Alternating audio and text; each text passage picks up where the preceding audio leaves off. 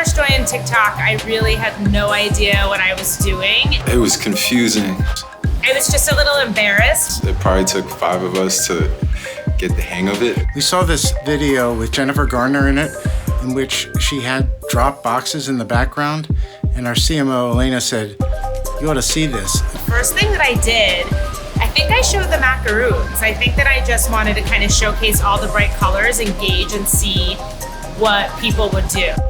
What's great about TikTok is that you can show a video and it can resemble someone else's video, and all of a sudden it can go viral. I would say let loose and have fun. It wasn't necessarily hard, but I was definitely a little embarrassed, but I got over it quickly. And now I have so much fun with it, and I'm doing all of the dances. Who doesn't want to dance to TikTok? And it will just flow. It's, like I said, it's a great platform. It opens you up to new people, seeing you, seeing what you're doing. So just let loose.